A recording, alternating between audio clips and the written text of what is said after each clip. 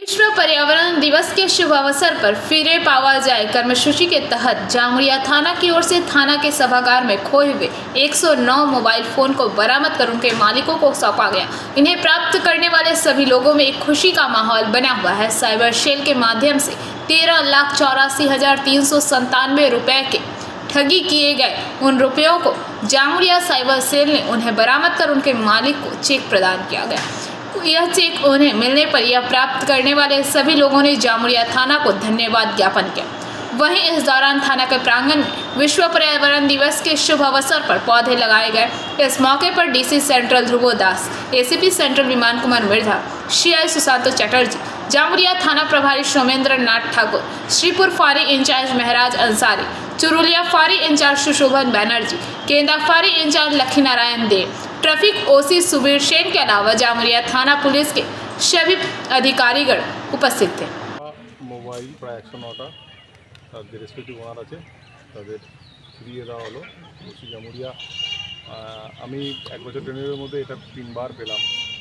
তো এটা ইন্ডিকেট করছে যে জামুরিয়া থানা এই ধরনের হারিয়ে যাওয়া মোবাইল খুঁজে দেওয়া বা খোঁজার ব্যাপারে কমেন্ডেবল পারফরমেন্স করেছে। এছাড়াও সাইবার ফ্রডের মাধ্যমে চলে যাওয়া টাকা এইরকমও 10 লাখ মতো টাকা, 13 লাখ টাকা তাদের ওই অ্যাকাউন্ট হোল্ডার, রেসপেক্টিভ অ্যাকাউন্ট হোল্ডারদের দিয়ে দেওয়া হয়েছে। আজকে 5 জুন আছে, বিশ্ব পরিবেশ দিবস। আমাদের বিভিন্ন জায়গায় গাছ লাগানো হচ্ছে। তো জামুরিয়া থানা প্রাঙ্গণেও বেশ কয়েকটা গাছ আমরা লাগালাম। আশা করব এই গাছগুলো বড় হবে। যারা মোবাইল ফিরে পেয়েছে এই মোবাইল দেওয়া হলো বা তার সঙ্গে আপনার সাইবার ফ্রডে যাদের টাকা চলে গেছিলো তাদের প্রত্যেককে আলাদা আলাদা করে গাছ দেওয়া হয়েছে।